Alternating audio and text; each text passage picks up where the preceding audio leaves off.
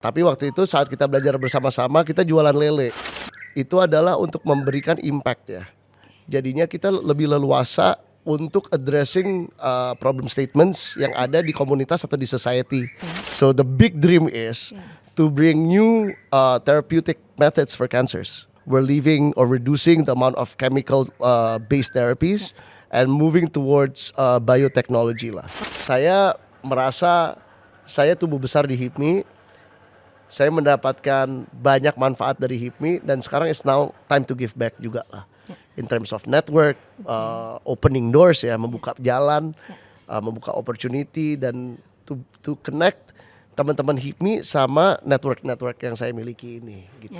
If you're gonna create the change, you try to be the leader, right? So yes, that's the purpose and that's why I intend to run this campaign as best as I can.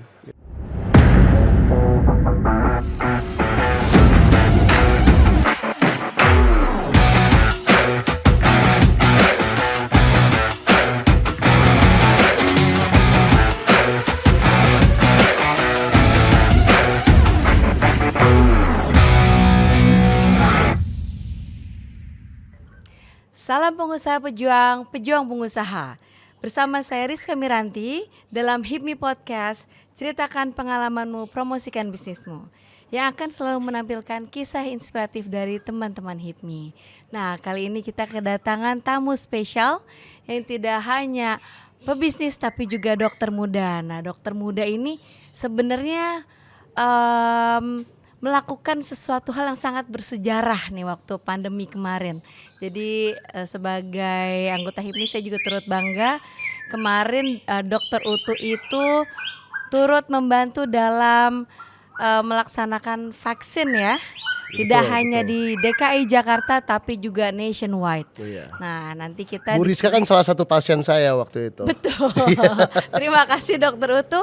Sebenarnya saya waktu itu ada condition jadi hampir tidak bisa divaksin, so I have to thank you personally. You are most Jadi, welcome. bisa divaksin. And we know each other dari situ For quite some time ya. ya. Yes. Now ya. Gitu. Nah, ada satu hal yang menarik nih. Nama lengkapnya kan Dr. Michael Rampangile ya. Bahkan itu bukan nama lengkap ya. Bukan. Boleh Jadi dipanjangnya apa nih panjangnya? Nama lengkap saya itu Michael Spika Jaya Samudra Putra Palem Rampangile. Wah, ada Iya. jayanya ya. Ada jayanya, Tanda-tanda betul. jadi jaya satu. Insya Allah. Insya Allah. Bismillah. Bismillah. Berarti tapi biasa dikenal Dr. Michael Rampangile atau kita sebut dengan Utu. Kita panggil Siap, Utu. betul. That's quite interesting. From a very long name terus jadi Utu. Boleh diceritakan kenapa Iya. tuh jadi Utu? Well, first of all, thank you for having me ya. Ini emang sungguh such an honor bisa berbagi, bisa sharing sama teman-teman HIPMI juga gitu. Nah, nama Utu ya. Jadi Utu ini sebetulnya nama Manado itu kalau disamakan sama nama-nama di Batak mungkin Ucok gitu ya. Oke, I see. Nah, jadinya waktu aku lahir, papa kan punya banyak teman Manado nih. Nah, waktu menjenguk saya langsung aja gitu mereka utu gitu kan artinya anak laki-laki kan gitu ya udah nyangkut sampai sekarang gitu. Sekarang. As Iya, simple betul. as it's a boy gitu It's ya. a boy. Oke, jadi edukasi tentang culture juga. Yes. Ternyata Utu itu ucoknya di Manado ya. Ucoknya di Manado. Jadi kalau ke sana tukang becak juga namanya Utu Utu semua ya. kan. Jadi kalau Utu yang nengok kan Tumbutu doang ya. Semua. nengok. Iya. Oke. Learn something about Manado culture Yes. today. Oke. Nah, pengen tahu juga nih, menarik. Soalnya kan Utu ini sudah bertransformasi ya. Saya lihat kemarin dari visi misi dari fotonya yang pegang samurai sampai sekarang very fine gentleman. Nah, thank you. Mungkin boleh di-sharing bagaimana sih kok bisa dari seorang dokter terus jadi berkecimpung di bisnis. It's a very interesting story ya. Jadinya pada awalnya itu waktu saya lulus SMA agak bingung nih mau ngambil profesi apa kan. Tetapi dalam hati saya kewirausahaan, entrepreneurship itu selalu menjadi prioritas utama buat career choice ya. Tetapi saat itu harus I have to play it a little bit safe kan. Jadinya kita putusin untuk ambil kedokteran. Soalnya the philosophy behind it is kewirausahaan itu adalah jiwa ya, spirit ya. Dan itu bisa dimiliki oleh siapapun dengan latar belakang apapun. Nah, to give a sense of specialization into my life, into my career, I chose healthcare karena saya juga sering mengikuti baksos, sering membantu orang dan itu membawa kepuasan hati sih bagi saya. Makanya saya ambil kedokteran. Nah, lanjut dari sana saya tidak mau ketinggalan nih tentang ilmu entrepreneurship. Makanya saya juga ngambil executive courses saat semester pendek di Harvard Business School, ada di Kennedy School sama di Harvard University sendiri. Umur gitu. berapa tuh waktu itu? Waktu itu umur 18, 19, 20. Dia selama 3 tahun tuh semester pendek. Wow. Soalnya di Indonesia kedokteran nggak bisa akselerasi kan. Ya, Jadi ya ya. kita pakai block system SKS. Oke. Namun waktu semester pendek nggak mau buang-buang waktu kan. Akhirnya udah sekalian belajar microeconomics gitu-gitu. Wow, oke. Ya. And then kalau setahu saya eksekutif, namanya juga eksekutif class Ya. kan, meaning most of the classmates eksekutif kan, mungkin 40 Iya. plus. Yes, jadinya waktu itu emang jadi bersinggungan sama banyak pembisnis, Oke. tapi nggak juga semuanya pembisnis ya. Oke. Itu dia, entrepreneurship itu kan adalah jiwa, adalah semangat, Ya. karakter kan Ya. itu actually. Nah jadinya saat mengikuti courses tersebut, itu ada yang dari latar belakangnya itu masih mahasiswa, ada yang tentara, ada yang state officials, terus tentunya juga ada beberapa mungkin high level directors dari beberapa MNCs lah gitu. Wow, oke. Iya. And then dari semua, berarti kan ada distinction ya dibandingin dokter-dokter yang lain, atau mungkin average Indonesian sih sebenarnya kuliah. Biasanya mungkin udah kerja dulu baru ngambil eksekutif di elite universities, sementara ini masih kuliah. What do you think an impact that play on you gitu dengan dapat, we can say it privilege ya gitu loh. Pasti kan play a big impact itu. Apa sih kira-kira?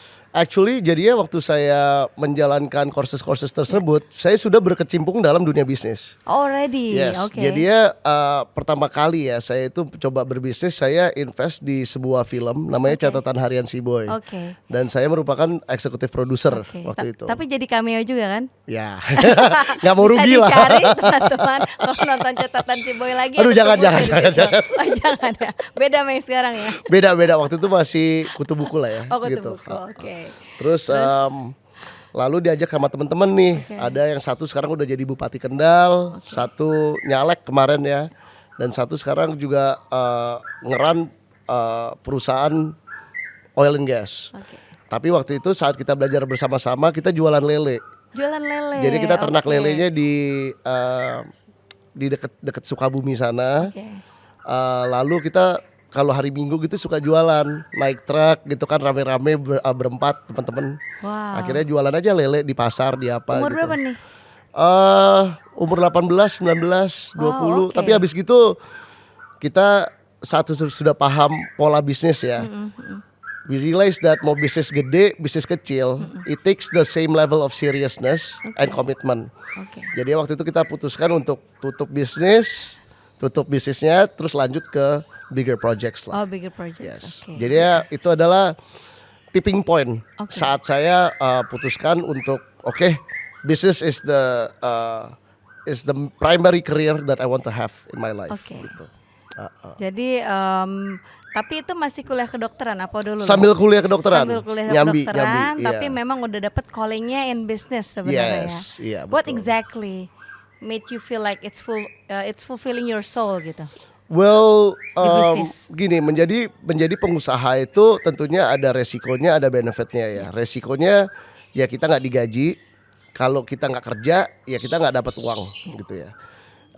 So that creates a certain mentality bagi saya di mana self sustain dan resiliency itu penting gitu. Jadinya it gives a person a sense of confidence di mana kalau ya maupun kita nggak bergantung sama orang lain aja untuk hidup, untuk mencari nafkah atau apapun. Kita bergantung sama diri sendiri. Dan kedua, itu adalah untuk memberikan impact ya. Jadinya kita lebih leluasa untuk addressing problem statements yang ada di komunitas atau di society pada saat ini.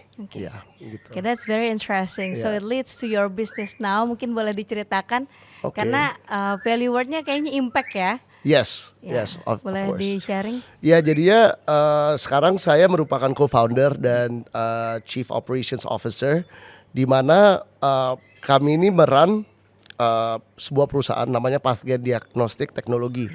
So we have a team of scientists.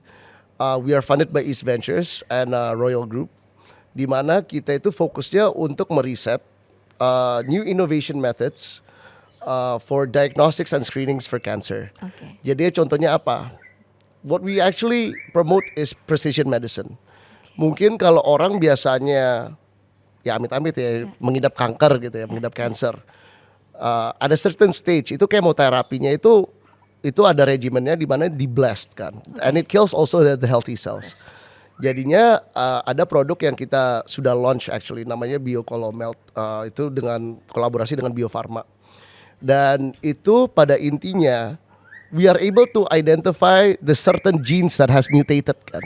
Oke. Nah, from those mutated genes, we can choose the right specific chemotherapy or targeted therapy di mana hanya menyerang sel kanker itu saja, Oke, tidak menyerang wow. sel-sel sehatnya. Nah, Wow. jadi ya ini obviously is the first step, and what we hope in the future is that we can address more different types of cancer kayak lung cancer, terus cervix cancer, Oke. nasopharyngeal cancer, and all that lah. Tetapi obviously kita juga nggak mau stuck di diagnostik sama screening saja. Oke. So the big dream is to bring new therapeutic methods for cancers. Gitu. Oke. Soalnya sekarang kita lihat juga ada paradigm shift lah dalam healthcare industry di mana we're leaving or reducing the amount of chemical based therapies and moving towards biotechnology lah. Oke. So we're talking about gene editing, immunotherapy, gene therapy, stem cells, and all this. Oke. Yeah. Jadi masih banyak sebenarnya di future in healthcare ya nih bagi teman-teman yang mungkin masih bingung bisnis apa sebenarnya di dunia di industri kesehatan sendiri masih banyak yang belum dieksplor dan menjadi kesempatan besar ya Tum ya. Yes, betul. Gitu. Apalagi mungkin ya in reality kita seringnya ketinggalan 10 sampai 20 tahun dari negara-negara maju. Jadi sebenarnya ya either kita bisa breakthrough atau kita bisa adapt ya. Yes, Tum ya. betul. Gitu. Mungkin Iya. boleh sharing juga nanti the future of Indonesia healthcare and business itu gimana sih? Oke. What do you think? Jadinya sebetulnya mengenai jadi jawaban ini actually kelanjutan dari jawaban sebelumnya ya, di mana ada paradigm shift dari chemical based therapy ke bio based.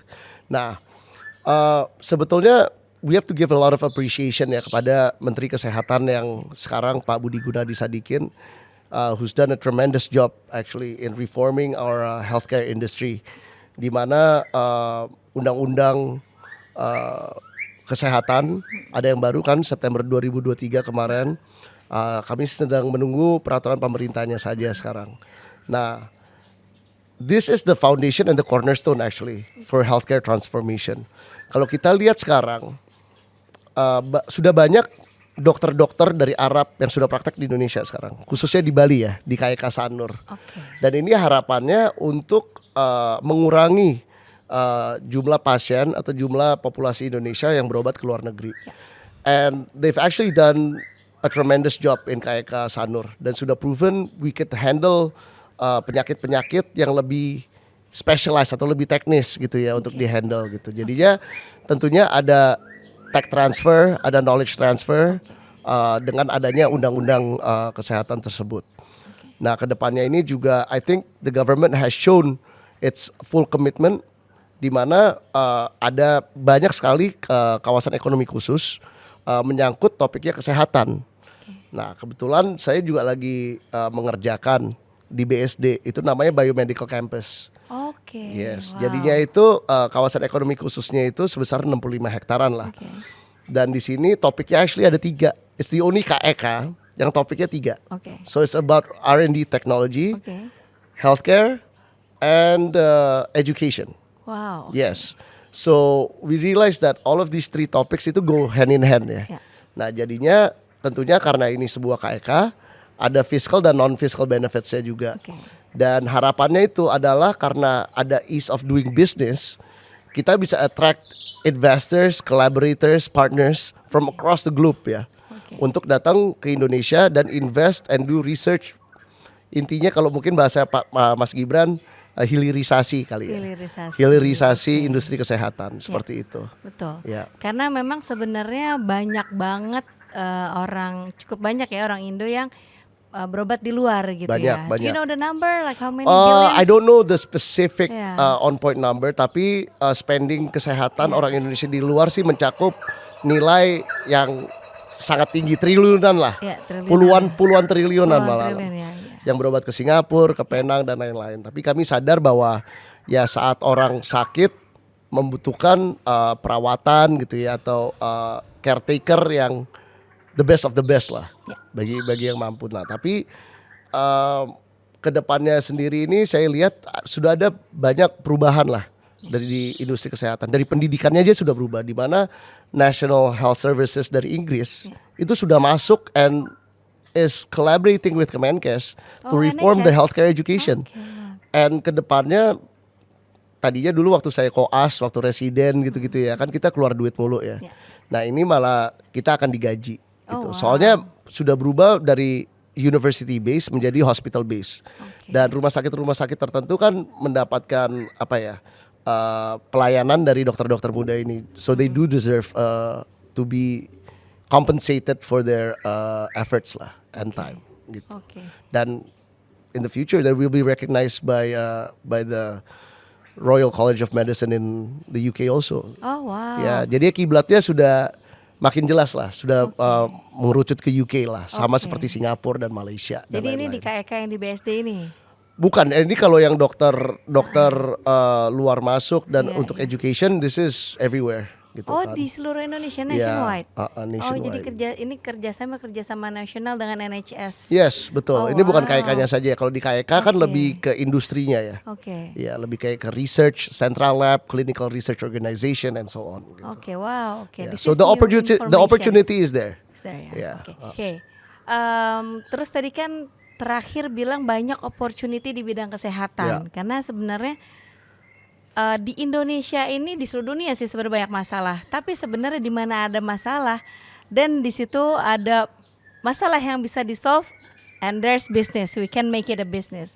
Mungkin boleh di-sharing teman-teman biar bisa melihat potensi, terutama kan teman-teman HIPMI ataupun juga non HIPMI yang sedang menonton ini di seluruh Indonesia.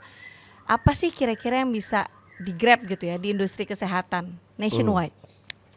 Tentunya kalau di industri kesehatan opportunity-nya betul banyak, tetapi membutuhkan specialization dan knowledge kan ya. Jadinya it's not as easy kalau kita misalnya mau bergerak di climate tech atau misalnya fintech dan lain-lainnya. Health tech ini lumayan niche untuk masuk ke bisnisnya, tetapi tentunya banyak opportunity. Nah, ini actually very very interesting ya. Aku mau ngangkat topik itu namanya IKM, industri kecil menengah. Jadinya dari UMKM ini kan HIPMI sudah merawat dan masih merawat banyak UMKM. Tetapi banyak yang sudah naik kelas juga ke IKM. Jadinya pengusaha ke depan itu kami harapkan mempunyai mindset dan jiwa yang industrialis. Jadi seperti apa itu? Misalnya gini, orang bisa maklon ya, OEM gitu misalnya ke pabrik apa gitu. Di industri kesehatan sebetulnya sama. Kalau misalnya kita punya beli pabrik plastik gitu ya, dan kita beli moldingnya untuk pipetting, untuk apapun, itu sangat opportunity-nya sangat besar buat industri kesehatan. Jadi kalau kita ngambil contoh gitu ya, misalnya jangan pakai contoh kesehatan yang mungkin terlalu teknis, garment deh misalnya. Misalnya kita punya pabriknya nih, tetapi kita di hilir itu banyak merek-merek yang misalnya seperti Wong Hang dan lain-lain yang menggunakan pabrik yang di atas ini. Jadi kalau kita mempunyai mindset industrialis, kita akan menginvestkan sesuatu itu jangka panjang dan akan merubah market shape-nya dan market size-nya dan market share-nya juga. Jadinya maksud saya itu adalah kalau kita mempunyai mindset industrialis, kita misalnya memiliki pabrik yang kita akan maklonin banyak produk dan lain-lain. Di industri kesehatan sama saja bisa seperti itu.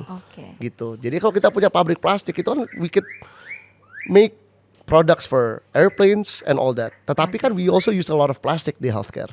Jadi ya molding seperti itu yang lebih saya anjurkan daripada cuma hanya trading, hanya masukin barang dan lain-lain. I mean, Oke.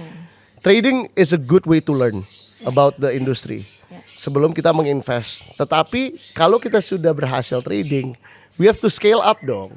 Jangan cuma di trading situ aja. We have to bring more value to the industry. Jadinya dengan mindset seperti itu banyak banget opportunity-nya. Banyak yang bikin sekarang center stem cell nih buat di hilir-hilirnya gitu Yes. kan. Yang menyangkut ke kecantikan menggunakan cosmetogenomics, nutrition genomics and so on gitu. So the opportunity is there. Pemainnya masih sangat sedikit. Oke. Dan ini ya kalau katanya orang ini siapa yang cepat siapa yang dapat gitu kan ya. betul. Seperti itu. Itu dia mungkin menarik, makanya mungkin pentingnya kolaborasi ya Tum ya gitu. Betul. Kita punya teman banyak, network banyak. Mungkin teman-teman HIPMI memang mengerti dari sisi bisnis, tapi punya teman dokter, dan maybe you can collaborate dan menangkap opportunity itu di daerah gitu kan, ya di Jakarta maupun ya si Indonesia. Ya. Soalnya sayang jangan sampai lagi-lagi kemarin juga sempat Tum itu juga sempat datang kan ke acara hilirisasi yang diadakan oleh BPP Womenpreneur Oh yes, dan Mbak yes, Kastra. congratulations ya itu ya. Yes, thank you. Jadi kemarin yang dibahas oleh Tum Afi kebetulan adalah jangan sampai opportunity yang ada nih di Indonesia diambil oleh asing. Kita lagi-lagi dijajah Ya, secara betul. ekonomi secara tidak sadar. Jadi ini mungkin mengangkat pentingnya nasionalisme pejuang-pejuang pengusaha harus kita yang capture ya Tum Mutu ya. Gitu. Tetapi industrialis itu tetap penting. Pasti Tum Afi setuju lah sama saya masalah itu. Iya. Jadinya soalnya gini, kalau Indonesia ya, kalau kita ngeliat dari sejarah secara geografi, Indonesia ini sangat strategik Ya. posisinya. Dan kalau kita bisa menguasai market negara kita sendiri, itu pasti bisa menguasai market ASEAN, Yes. regional ya. Ya. Nah, jadi ya itu Ya. penting sekali untuk diikat itu. Betul. Uh-uh. Maka dari itu kita harus scale up ya Tum ya. Yes. Jadi yang dari Ya, UMKM ke IKM ya benar-benar kita berpikir industrialis to change the game gitu ibaratnya. Betul. Jadi emang kita harus Ya. reshaping gamenya, kita yang menguasai dan kita yang Ya. offense ya. Jangan Yes. kita yang diserang terus nih Dan dari luar. dan jujur ini satu hal lagi, masalah perpindahan ibu kota Ya. ini juga harus kita sebagai pengusaha harus pandai-pandai melihat opportunity Ya. atau melihat resiko. Ya. Karena dengan perpindahannya ibu kota ini pasti ada banyak perubahan, ya kita lihat signifikan atau nggak signifikannya belum terasa lah. Ya. Tetapi pasti ada banyak perubahan paradigma Ya. saat ibu kota ini nanti fully pindah. Ya. Jadi ya kita sebagai pengusaha ya itu jangan telat Ya. gitu kan. Ya. Jadi start early ya. Start early. Start Ya, early. ya. Nah ini kan selain tadi kan kita bahas Tum Mutu jadi dokter, jadi pebisnis dan di Patgen ya, which is Ya. masih di healthcare. Walaupun awalnya tadi investor di catatan Siboy ya film. Ya. Boleh ceritakan lagi bisnis-bisnis lainnya? Waduh. Nih Bisnis-bisnis ada 2 hari lainnya lah ya. ya kira-kira teman-teman. Nggak, jadi saya itu juga memiliki jiwa investor yang cukup risk taker lah ya. Jadi ya saya juga invest di perusahaan petrochemicals. Oke. Ada beberapa yang bareng anak-anak HIPMI juga, namanya Genco Petrol kan. Oke. Dan juga ada yang bareng sama beberapa teman HIPMI yang lain yang Oke. fokusnya untuk kimia dan processing mineral seperti emas dan lain-lain. Oke. Apalagi ya, aside from that, all I do is save sih. Oke. Jadi cara saya menabung juga melalui pasar saham, pasar modal, Oke. ya kan. Jadinya kalau kita taruh di deposito, mungkin buat orang yang single, pengusaha muda kayak saya, not enough risk ya. Ya. Jadinya automatically I choose to invest more in the money market, in equity and matured obligations lah. Oke. And what about the entertainment business? I forgot about that. Yes. So I do own I a thought so, stake. makanya ya. aku angkat. Yeah. I do own a stake. Kebanyakan bisnis emang gini biasanya guys. Semoga nanti kita juga bisa sampai lupa ya, aduh bisnisnya mana aja nih. Iya. Nah kebetulan waktu itu emang ada opportunity untuk invest di lifestyle business ya. Dan waktu itu sebelum COVID, jadi we saw this as a golden opportunity. Tapi sekarang juga alhamdulillah bisnisnya juga makin bagus, makin stabil setelah post pandemic ya. Dimana mungkin Mbak Rizka juga tahu ada klub namanya Safaya kan, Iya, tahu di klub dong. Safaya di Bali. Kayaknya semua orang tahu ya. Ada Chow Chow di SCBD dan ada Kitsune lah yang ada di beberapa lokasi kita. Oke. Dan We are quite excited also di mana tahun ini ada launching 2-3 tempat baru lah. Oke. Heeh. Nice. Gitu. Ini Kitsune-nya yang di Indo atau Kitsune yang di Oh Jepang? enggak, gimana? Kitsune di Indonesia. Kitsune di Jadinya Indo, oke. Kitsune yang actually Kitsune started from Paris ya. It's Oh, ya, not Paris. Japan Ya, actually. ya, So ya, ya. it's Paris. Ya, ada Tapi Paris ya. um, uh, kita kerjasama sama mereka dan they own a stake in our company with Kitsune here also. Oke. I see. Soal tadi pas ke Paris mau bilang ini saya temennya Utu gitu. Nggak bisa. Ya. Lumayan dapat kopi Nggak kan, masuk. nggak masuk ya. Kecuali it's a formal work trip, business trip baru bisa lah. Iya. Saya harus bawa Utunya ke Paris Harus. gratis Iya. kopi. Nah, berarti tadi ada Cafe Kitsune, Safaya dan juga Chow Chow. Ada lagi selain itu mungkin yang belum disebut? Enggak sih, jadinya ya obviously di Kaja Group ini nama grupnya Kaja Oke. Group ya. Jadi di Kaja Group ini kita we always coming up with new venues and new brands and kita nggak pernah bikin hal yang sama 2 kali ya. Jadinya namanya masih banyak banget tapi ada beberapa yang aku belum bisa reveal lah Oke. sampai launching gitu Alright. nanti. Ya. Kita akan tunggu ya sampai reveal ya. Yes, Oke. iya. Nah, tadi kan berarti various industries juga mulai bisnis dari umur 18. Berarti kan udah mau di-spill umurnya sekarang? Boleh, saya umur Boleh. 34 kan. 34 lah ya. Iya. Berarti kan udah berapa tahun tuh? 16 16 tahun? Wow. Right? Yeah, that's a lot ya. 16 tahun berbisnis. kerasa ya, 16 tahun berbisnis ya. Iya. Iya. More than half. No, No. almost half of my Almost life. half. Ya. Hampir setengah hidupnya itu udah menjalankan bisnis, dimulai Ya. dari bisnis lele yang turun ke lapangan Dari jatuh bangun langsung. lah intinya lah. Ya, jatuh bangun. Walaupun pernah ke Harvard Business School, Harvard Kennedy School, terus juga sekarang is running startup, ada entertainment industry dan lain-lain. Pasti kan nggak semuanya mulus and all rainbow and sugar and spice. Pasti kan banyak bitternya juga. Nah, Yes. boleh di-share mungkin apa highlight yang paling tinggi gitu, the happiest moment for you as an entrepreneur and the lowest moment dan bangkitnya. Jadi Oke. 3 itu ya, titik dari atasnya dulu, Oke. yang bawah dan bagaimana. How I did you think get up? surprisingly the happiest moment as a businessman itu mungkin sekarang ya. Oke. Soalnya di mana dengan all this excitement untuk yang tadi kayak yang di BSD Biomedical Campus, terus adanya Pathgen dan tentunya ada Asaren ya kemarin ya. Itu the impact that we can bring in the future itu yang bikin saya very very excited gitu.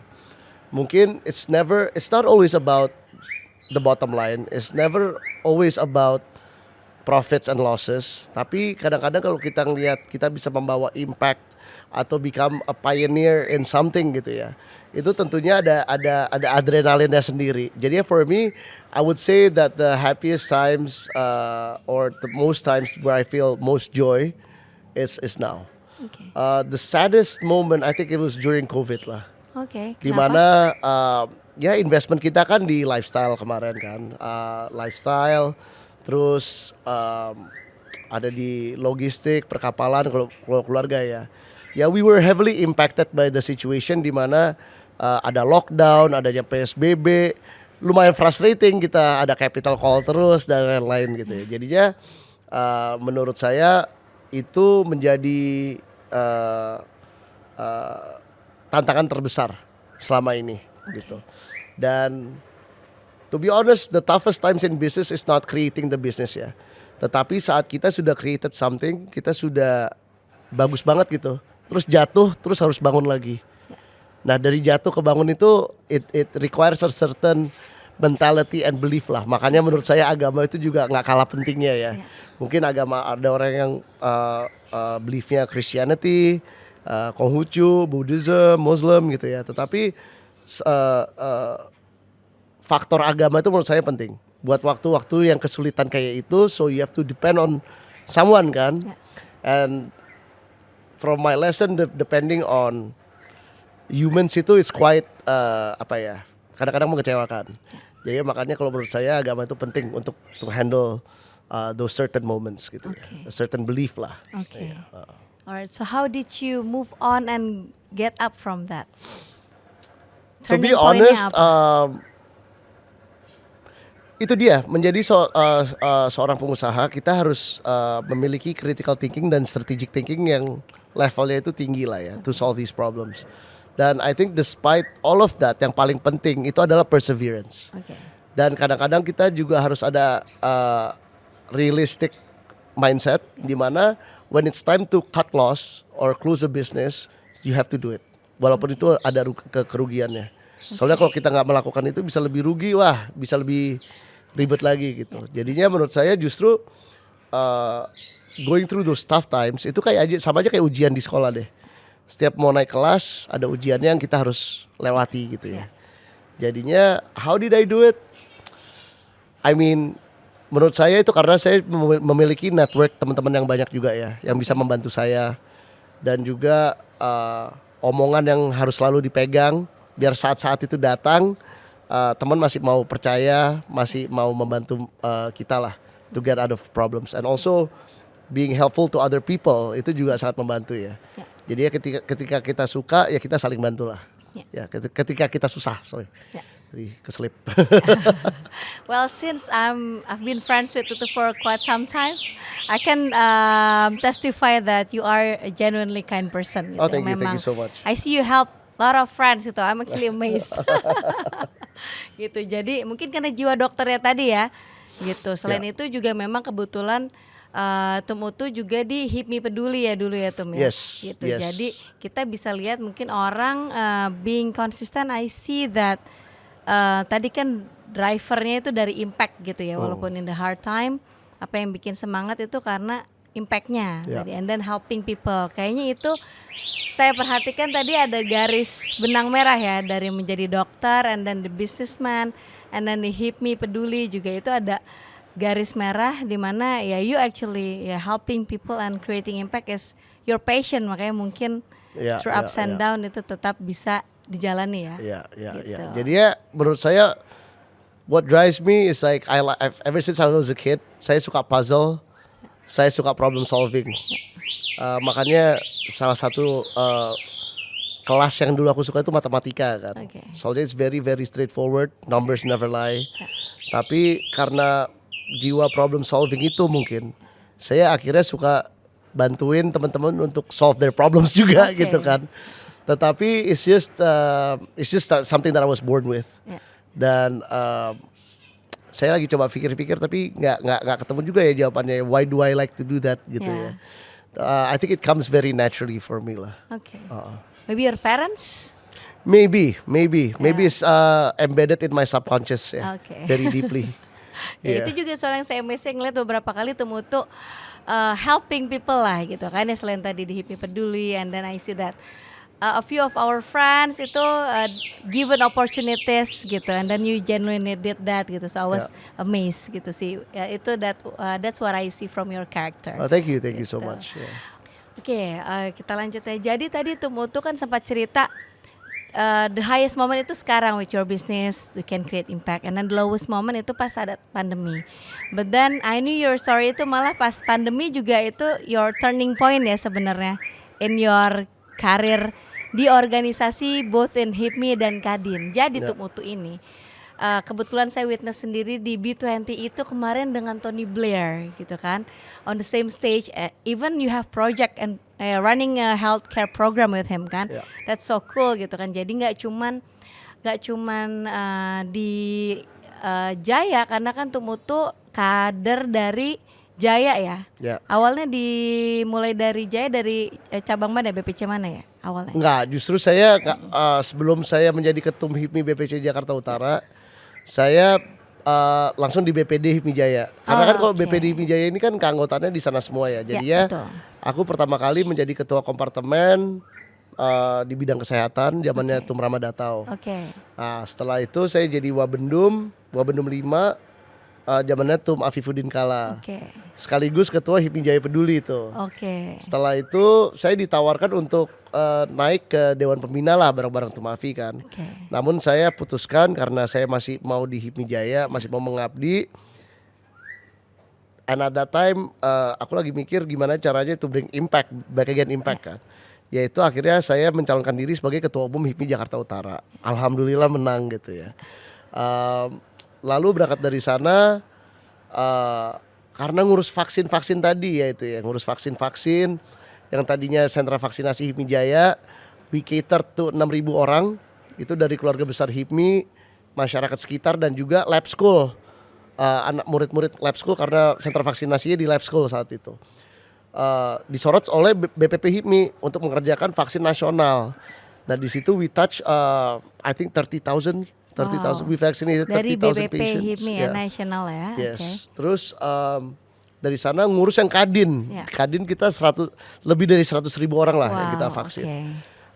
Karena kesempatan tersebut dan ya somewhere up there ada orang yang happy dengan saya, akhirnya dikasih kesempatan untuk masuk ke Kadin Indonesia. Oke.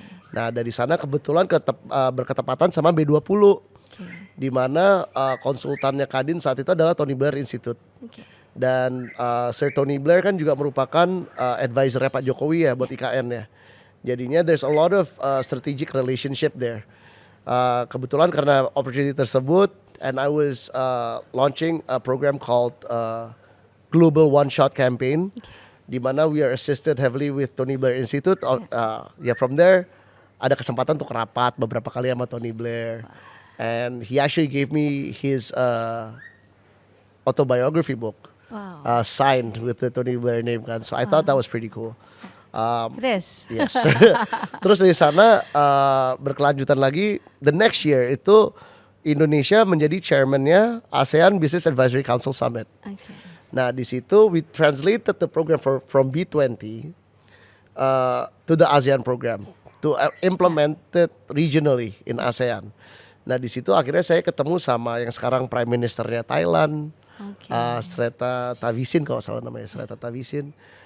Juga ada beberapa global leaders lah yang saya akhirnya ketemu.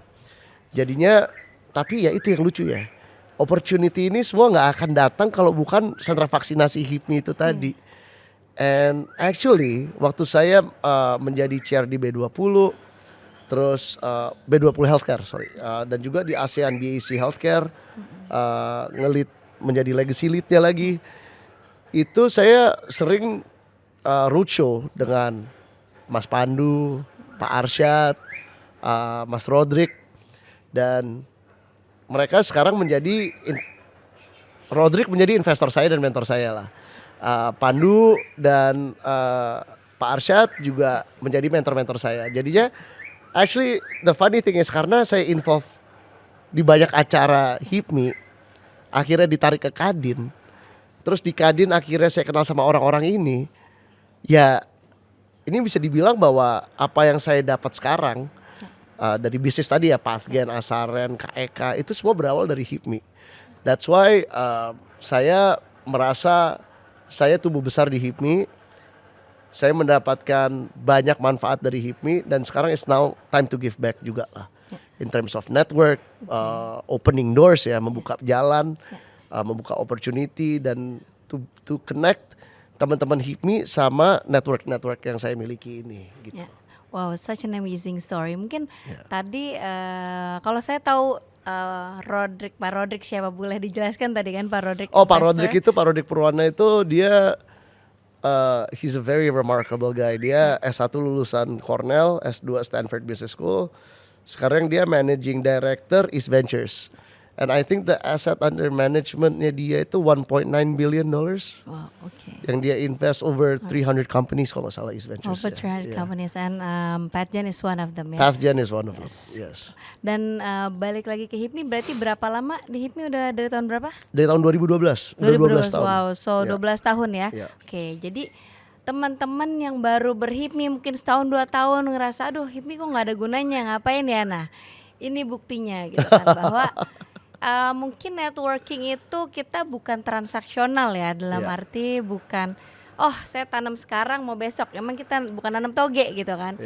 Ini seperti nanam bambu, kita tanam dan kita nggak tahu result yang kita dapat di depan. Mungkin that's the power of network sebenarnya, by having genuine friendship and then just following your passion ya. Tadi kalau saya mendengarkan ceritanya bukan cuman gak ada target harus gini harus gitu, jadi ketemu sebenarnya semua mengalir aja and then you're just doing what you love, which is your kompetensi berarti kan di sini Tumutu sebagai dokter gitu. Jadi berarti punya knowledge dan kompetensi sebagai dokter ditambah dengan karakter yang suka menolong gitu kan.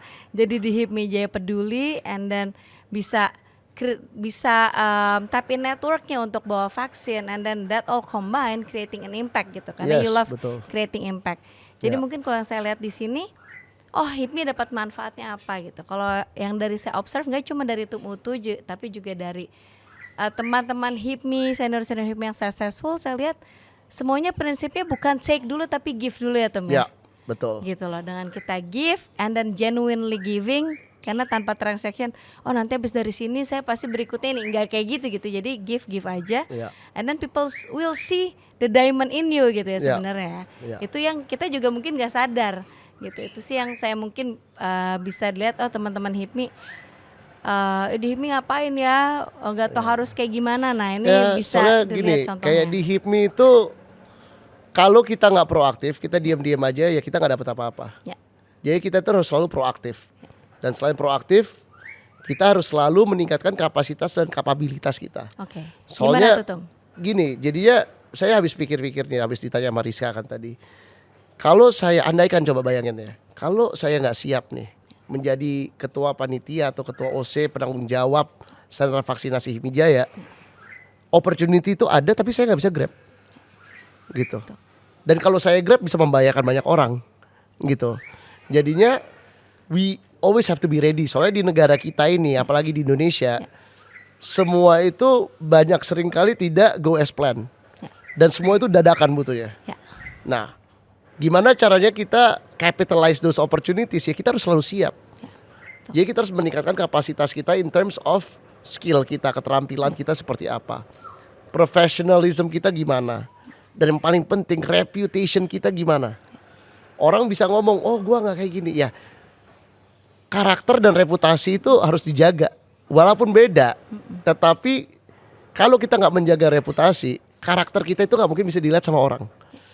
Dan namanya being proactive ya, namanya pengusaha itu selalu jemput bola, gitu kan. Jadinya kalau kita nggak menjemput opportunity, kita nggak gaul gitu ya, nggak gaul sama anak-anak HIPMI yang lain ya. Saat ada orang butuh sesuatu, gimana orang mau minta tolong sama lu kalau lu nggak orang nggak tahu lu siapa, lu ngapain gitu. Kayak orang nggak mungkin kan minta tolong sama gue misalnya, ini gue butuh tongkang nih, ya misalnya bisa aja sih. Tapi misalnya gue butuh tongkang nih dan gue butuh tracking yang speknya gini, wah bahasanya udah beda kan sama saya. Tapi karena masih ada specialization di healthcare dan karena sentra vaksinasi itu saya jalankan dengan baik, saat orang sakit pun aja ya, anak-anak HIPMI ada beberapa yang sakit, teleponnya langsung gua. Nyari dokter, teleponnya gua. Jadi ya apa maksud saya? Begitu orang di HIPMI mikirin healthcare, yang kebayang itu muka saya.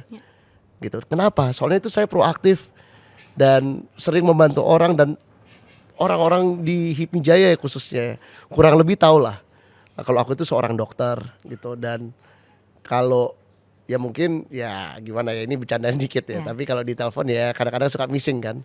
Tapi kalau misalnya orang itu membutuhkan banget, lucunya aku selalu angkat tuh. Oh really? Yes. Oh wow. Mungkin Lucu ada aja. calling dokter ya kalau emang ini Ada firasat ada kali ya, nggak firasat. tahu juga Kalau yang aku. ini, Nggak, tapi itu kelemahan yang harus dibenahi lah. Namanya saya juga masih manusia kan, harus Iya, banyak yang iya, dibenahi juga. betul gitu. betul. Ini kan karena semua berproses ya. Yes. Betul. Nobody's Yeah. perfect. I remember from my presentation ya, Yeah. the journey, the destination is not the end goal. The destination is the journey ya. Jadinya kalau kita menjalankan sebuah proses dan journey itu dengan baik, ya insya Allah we'll get the most out of it lah, gitu, out of the process and the journey gitu ya. We will learn things yang menurut saya intangible tentang diri kita sendiri and how we interact with different type of people lah, gitu. Oke, nah mungkin praktikalnya kalau boleh kasih saran nih ke teman-teman bagi yang anak baru join HIPMI atau mungkin udah lama masih lost atau lagi demotivasi gitu kan, ngerasa belum dapat benefit. Praktikalnya mereka harus ngapain sih Tum to get the most out of HIPMI? Harus jangan takut untuk ditolak, jangan takut untuk dicuekin, Oke. jangan takut untuk bertanya. Oke. Karena sebetulnya senior-senior di HIPMI nih ya, kalau kita bercandaan emang ada lah olah-olah, cawe-cawe gitu ada. Tapi satu hal yang paling unik tentang HIPMI ya, Ya. saat ada salah satu keluarga kita, keluarga besar HIPMI kita terdampak masalah, kesusahan atau ingin belajar, senior akan di situ untuk membantu. Itu sudah terbukti berkali-kali. Oke. Masalah apapun. Sekarang gini, saya kasih contoh. Kalau misalnya ada ulang tahun, ya, semua orang ngucapin kan pasti kan. Ya. Kalau ada yang meninggal, semua orang pasti ada yang semua orang pasti menyampaikan Dukacita. deepest condolences gitu kan. Dan kalau sampai ada yang waktu itu ada kasus di mana orang tuanya meninggal 2 terus anaknya masih kecil-kecil. Karena akhirnya dibantuin sama keluarga-keluarga HIPMI juga gitu. Jadinya menurut saya jangan takut untuk bertanya, jangan segan untuk ditolak gitu. Itu masalah ditolak atau apa itu kadang-kadang pemikiran kita sendiri.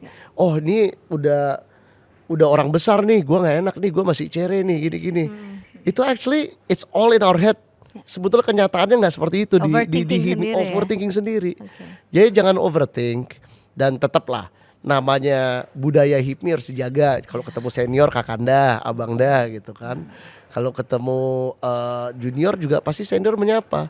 Dan semakin kita hafal nama orang ya, itu orang pasti ada personal, emotional attachment-nya setelah itu gitu. Jadi ya jangan pernah takut untuk reach out lah ke senior-senior. Dan aktif di kepanitiaan, acara apapun.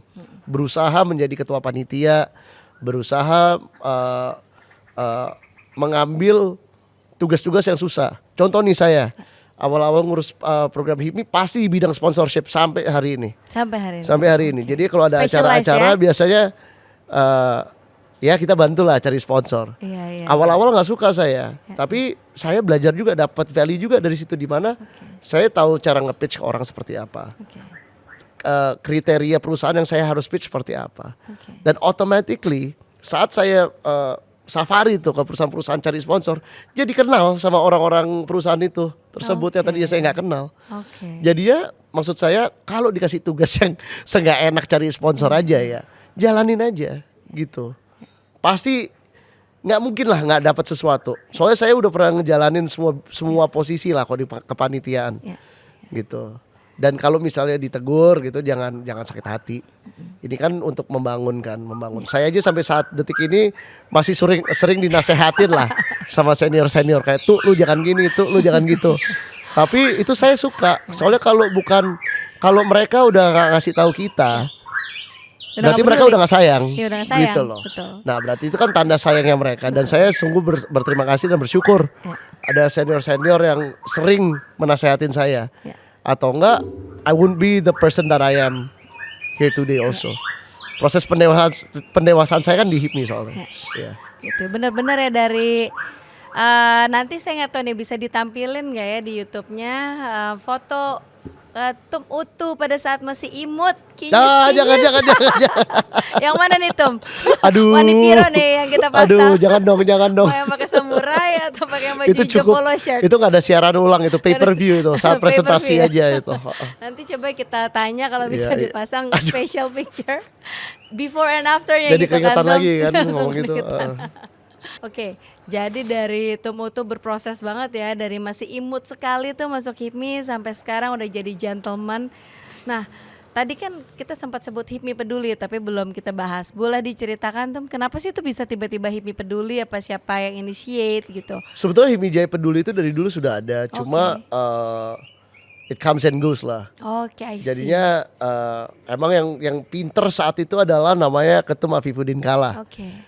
Dia ngambil anaknya seorang kepala BNPB untuk menjadi ketua HIPMI Jaya Peduli. Oke. Jadi ketika smart move. Iya, jadi bapak saya kebetulan waktu itu menjabat sebagai kepala BNPB. I see. Nah di situ tiap kali ada bencana pasti itu tinggal nunggu. Teleponnya waktu itu masih Sekum, jabatannya Sekum ASK ya.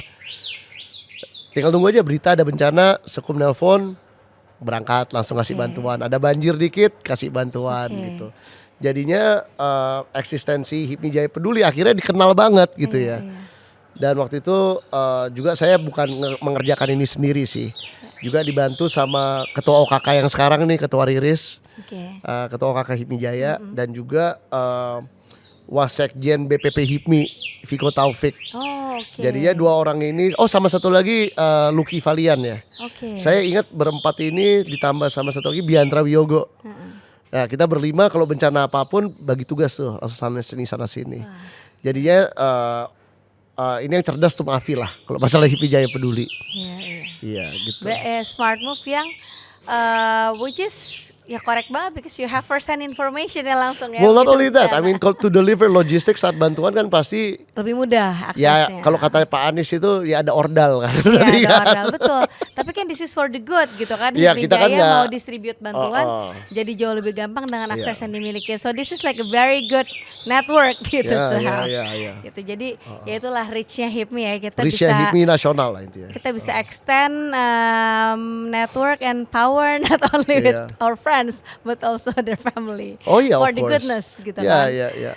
Oke. Apa aja tuh tadi bencana yang pernah dilalui berarti pada saat itu yang pernah dibantu? Sebetulnya kalau banjir di Jakarta banyak sekali ya. Oke. Saya nggak sebutin satu persatu Ya. lah. Tetapi yang menurut saya menjadi highlight semenjak saat saya jadi ketua HIPMI Jaya Peduli itu adalah bencana Lombok, Oke. lalu bencana Palu itu yang dimana lumpurnya itu karena retaknya lempengan bumi, airnya masuk, jadinya jadi kayak lumpur gitu kesedot rumah-rumah ke dalam tanah. That is very Dan scary. it's very very scary. Ya. Kita pakai helikopter Ya.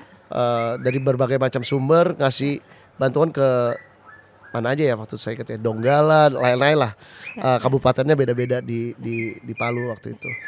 Terus lalu ada ini tsunami Carita waktu itu. Oke. Dan kebetulan waktu di lokasi-lokasi ini di NTB, di Sulteng dan juga di Banten, ternyata banyak keluarga HIPMI itu juga impacted di situ.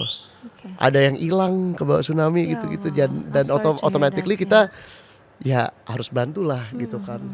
Ya mau ini keluarga HIPMI atau non HIPMI, kalau kita bisa bantu kita bantu lah gitu. Nah, terus ya the biggest the biggest masalah yang kita hadapin itu adalah COVID-19. Oke. Di mana sentra vaksinasi itu akhirnya tercipta kan gitu. Wow.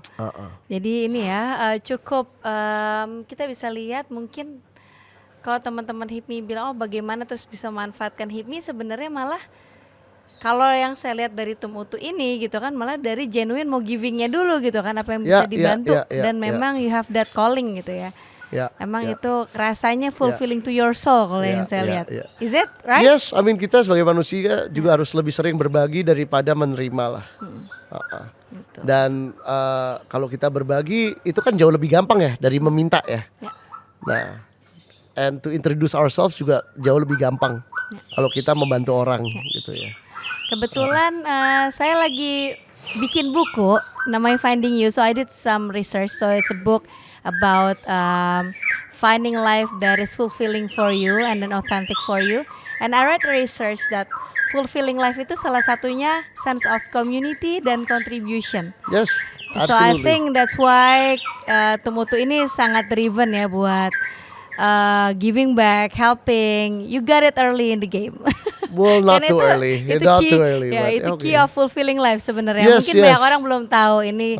Jadi nggak cuman it's not about money gitu. No. Karena kalau money katanya berdasarkan research itu kalau udah peak lewat dari $1 juta ke $100 juta tuh katanya happinessnya udah sama. Jadi kuncinya bukan di It's about purpose lah. wealth sebenarnya kan. Exactly. Jadi itu about purpose. Nah, ini juga mungkin reminder buat teman-teman ya berhipmi, berbisnis. Sebenarnya apa sih, diingat lagi ya tujuan akhirnya gitu kan. Jadi walaupun saya lihat Tumutu karena why-nya itu jelas, impact mau itu lembah naik gunung semua dijalanin ya karena ada driven by purpose-nya Yes, itu. Callingnya tuh absolutely. jelas ya, creating impact, helping others. Jadi memang ada a character of kindness di situ yang memang money is important, bottom line is important, tapi memang drivernya itu. Jadi ketika kita sulit itu yang menjadi Ya, I mean kalau kita lihat ya, motivation sorry ini aku tambahin, aku tahu ini Sure. udah di ujung podcast sih, tapi Sure. aku tambahin aja. Sekarang gini, aku mau nanya, ketika Bill Gates ngebangun Microsoft, ngebikin program software Microsoft, Ya. emangnya dia kepikiran emangnya dia ada target, I have to hit $100 billion, nggak ada. Ya. All he wanted to do was to bring a software di mana ini bisa dipakai banyak orang, mengampangkan hidup banyak orang. Elon Musk yang contoh lebih baru, SpaceX, emangnya dia ada targetnya, dia mau omsetnya 1 triliun, 2 triliun, enggak. All he wants to do is get to Mars. Dan ada secondary planet di mana ketika just say dunia ini mengalami Armageddon ya, atau destruction, there's already a backup plan di Mars gitu. Jadi ya hal-hal seperti ini itu yang memberikan mereka purpose. So back again. Jadinya I don't think that any business should be driven by bottom line. I mean bottom line is important. Soalnya atau enggak pertanggungjawaban kita ke funder, ke investor gimana gitu kan. Nggak survive juga, nggak sustain. Survive juga, bottom line penting. Ini kan sustainability juga harus dijaga, ya kan. Nah tanpa uang investor juga kita nggak mungkin bisa kerja kan. Betul. Nah tetapi what drives us, what wakes us up in the morning, it should be the purpose, gitu. Atau enggak orang nggak mungkin bisa kerja kayak Elon Musk, tidur cuma 4 jam 5 jam sehari, cuma di SpaceX saja kerjaannya, gitu kan. If you don't have a purpose, you're not gonna, and the love of money is not gonna give you that drive ya, gitu. Exactly.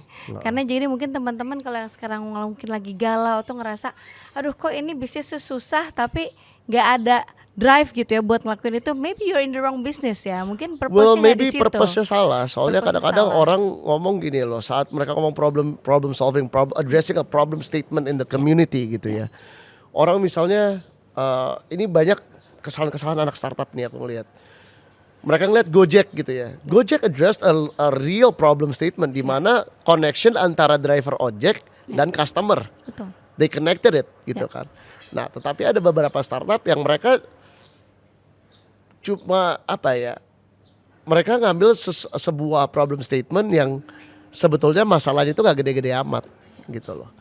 Nah jadinya saat kita menciptakan usaha atau sudah beretikat ya untuk menerima uang investor, menjalankan bisnis, yang kita address ini kan juga scale-nya harus besar gitu loh. Misalnya saya addressing cancer patients gitu.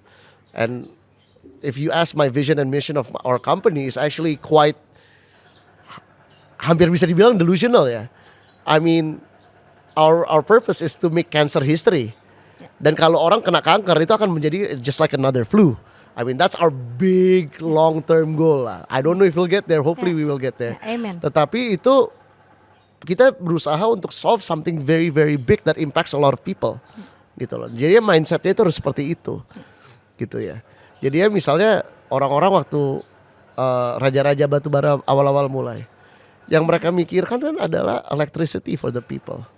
Ya eventually somewhere along the line ya profit becomes a scoreboard lah between these companies. Soalnya namanya pengusaha juga unfortunately namanya ego and all of that pasti ada lah, muncul lah. Atau enggak kalau kita bukan manusia yang memiliki ego and a high level of confidence, I don't think we will ever try to do crazy things lah. To disrupt either the business process or to make something easier or to try something crazy gitu. Kayak what I'm doing now I think it's a little bit crazy. Sometimes at night gue juga mikir kayak ini bisa gak sih ya kayak gini. Tapi ya menurut kajian, menurut FS dan lain-lain it's possible. So we're giving it a shot lah. Yes, and then you'll never know if you never try. Exactly. Right? Jadi mungkin itu tadi poin penting banget sih dari Tum Utu bahwa if your soul rasanya aduh ini am I right being here? Maybe it's not gitu kan. Mungkin harus di re-evaluate lagi purpose-nya ada gak sih di situ or you're only doing it for money dan gitu banyak kan? loh perusahaan yang tadinya purpose-nya satu terus akhirnya spin off. Ya. Jadi ya itu dia, kayak kita harus tahu kapan spin off, kapan ini, kayak perseverance boleh, tapi kita jangan kayak keledai juga di mana kayak kita jatuh di lubang yang sama terus gitu. Dan kita tahu challenge-nya udah nggak mungkin bisa dirubah. So sometimes spinning off is fine also. Kayak Lemonilo itu awal-awal ceritanya spin off loh. Awalnya apa ya Lemonilo? Awalnya itu kan kalau nggak aku lupa, tapi kalau nggak salah namanya Konsula ya. Konsula ini kayak semacam kayak ntar dimarahin sama teman gue lagi kalau salah, tapi kesehatan it's a health tech thing. And I think it's a little bit like Halodoc, Oke, alright. but it was before Halodoc, Oke. if I'm not mistaken. And then mereka spin off, exit, bikinlah Lemonilo gitu. Oke. So kadang-kadang kita juga, It's a great pivot ya. ya, Wow, oke. jadi pivoting it's very important lah. Yeah. I mean that's the point of a startup. Ya. You're small, you're agile, you could pivot anywhere, Ya. gitu kan. Ya. Nah, Tumutu kan suka bahas nih Indonesia Emas 2045. Jadi apa sih sebenarnya yang direncanakan ke depan? Jadi ya gini, Indonesia Emas itu untuk to give you a brief description ya, itu intinya mendeskripsikan masa-masa di mana Indonesia akan mengalami bonus demografi, di mana a large percentage of our population itu in the working age group, which is between 18 and 45. Nah, tentunya kalau kita tidak mengatasi masalah-masalah yang multi kompleks, multisektoral dalam unsur bidang kesehatan, unsur pendidikan, unsur ketahanan pangan, ketahanan energi, itu tidak mungkin tercapai. Kenapa? Ada contoh-contoh negara seperti Turki dan Brazil yang sudah lewat gitu saja masa emasnya, dan di sana hasilnya juga ya as what we see them now, Brazil sama Turki gitu-gini aja. Nah, Indonesia Emas, kalau kita bisa menyiapkan bonus demografi yang sangat amat produktif di usia-usia itu, kita itu bisa becoming a global player in terms of trade, in terms of economics, in terms of business, in terms of everything. Dan kalau lahan pekerjaannya kita siapkan, kita bisa mengurangi rate dari namanya brain drain. Itu kan lagi hot topic ya sekarang ya, di mana talenta-talenta kita lebih memilih untuk bekerja di luar negeri dengan quality of life yang lebih jelas, gaji yang oke gitu kan, dan lifestyle yang peaceful gitu. Nah, jadinya ini adalah beberapa masalah yang kita harus benar-benar consider. Dan menurut saya HIPMI ini memiliki peran penting dalam hal itu, dalam hal capacity building dan also educating the younger population. Sebetulnya Ketum Akbar kita harus berikan apresiasi juga buat Ketum Akbar Himawan Bukhori, Ketum BPP HIPMI, karena beliau sudah berhasil nih ya melobi pemerintah untuk menjadikan ulang tahun HIPMI, which is 10 Juni itu menjadi Hari Kewirausahaan Nasional. Nah, tetapi setelah berbincang lagi sama Ketum Akbar, saya sangat mensupport ya apa tujuannya beliau ya. Karena melalui HIPMI Institute, melalui misalnya HIPMI Business School dan lain gagasan-gagasan yang akan datang, itu sangat amat penting. Gitu. Dalam hal untuk membangun jiwa kewirausahaan pemuda-pemudi Indonesia. Namun juga namanya kewirausahaan kan sudah berhasil ya Ketum Akbar ya. Mungkin aspirasi sedikit dari saya kalau bisa dijadikan program nasional di mana kita melakukan policy advocacy terhadap pemerintah untuk menjadikan kewirausahaan itu bukan hanya mata kuliah umum dasar, tetapi mata pelajaran yang sangat mendasar untuk kita tanamkan dari anak-anak SD. Betul, karena by design. Yes, karena kalau kita ngelihat economic growth kita yang dibilang kita harus ngejar 8% dengan seluruh ekspor kita ya. Dari sektor pertambangan terutama yang paling besar, kita kenapa nggak bisa hit angka 8% itu? Kita masih di stuck di 5,9. Kalau kita lihat jumlah pengusaha kita itu masih sangat kurang. Kita itu jumlah pengusaha dibandingkan populasi yang ada itu hanya di angka 3%. Namun kalau kita lihat negara-negara maju yang di ASEAN seperti Singapura, Malaysia, Thailand, itu semua udah di atas 7%. Amerika sudah di atas 12-13%. Eropa juga begitu. Nah, jadinya to reach that economic growth, kita harus melahirkan pengusaha-pengusaha yang bagus dengan kapasitas dan kapabilitas yang global global quality lah. Yang kita berani hadapkan dengan pengusaha-pengusaha dari luar negeri juga gitu. Gitu. Nah, mungkin itu tadi sejalan banget. Saya juga ingin appreciate Tum Akbar gitu kan, Tum Akbar dan juga Sekjen Anggawira. Tadi kan sempat disebut pentingnya meningkatkan capability dan kompetensi gitu. Karena memang itu menjadi concern juga gitu bagi Tum Akbar dan juga Sekjen, dan juga ini sebenarnya cita-cita Ayahanda Abdul Latif pendiri HIPMI sendiri, bahwa inginnya melihat pengusaha HIPMI itu yang naik kelas, yang memang educated di level global. Karena kenapa, nanti kan skalanya juga akan berbeda. Kebetulan tadi sebut HIPMI Institute, ini juga perlu kita promote. Mungkin teman-teman se-Indonesia belum banyak yang tahu gitu. Jadi memang ada Banom HIPMI Institute ini yang insya Allah nanti kedepannya akan bekerja sama dengan banyak institusi gitu untuk roll out beasiswa. So far kita sudah roll out kurang lebih hampir 2M loh.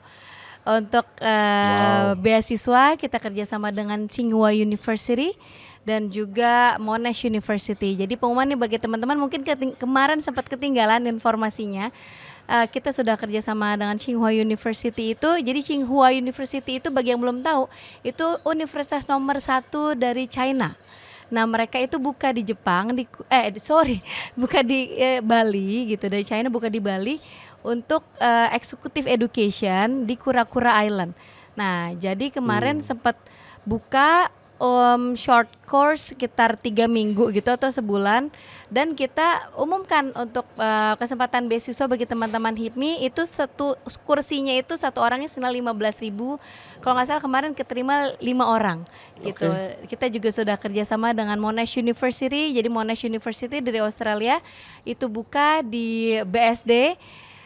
Mereka ada beberapa masters. Di KK ini nih, BSD. Yes, BSD ada beberapa master degree. Nah salah satunya adalah Master of Business Innovation. Kelasnya itu Jumat dan Sabtu tuh. Bahkan bisa online juga. Dan nggak ada tugas-tugas exam. Nggak ada ujian, sorry. Bahkan benar-benar tugas yang itu apply buat case study gitu. Jadi untuk our business sendiri. Nah, mungkin nanti teman-teman bisa pantau ke depannya, insya Allah akan lebih banyak lagi kesempatan-kesempatan. Kemarin dapat sebenarnya ada 5 atau 7 orang yang keterima beasiswa itu, nilainya M lah kalau di total. Jadi ditunggu nanti program-programnya lagi, ini sejalan sekali dengan Indonesia Emas 2045. Nah, saat ini kan menjelang Musda HIPMI Jaya ya. Lagi panas-panasnya nih, panas tapi tetap adem ya kita semua ya. Ketemu tuh kan maju menjadi salah satu caketum. Apa sih yang mendasari kenapa ingin maju? Itu tadi mungkin dari podcast yang sudah cukup panjang ini menceritakan bahwa betapa banyaknya HIPMI sudah sangat beneficial untuk hidup saya dan untuk proses pendewasaan, malah mentranslate menjadi business opportunity dan lain-lain. For me it's just about giving back. Soalnya kan saya sebetulnya juga di Kadin Indonesia juga memiliki jabatan. Tetapi I have a soft spot for HIPMI Jaya, dan menurut saya di mana saat ini teman-teman deserve the same opportunity as what I got di HIPMI Jaya, dan itu saya menjadi merasa sedikit responsible untuk mendatangkan opportunity itu dan untuk membuka jalan melalui network saya. Jadi it's quite simple sih.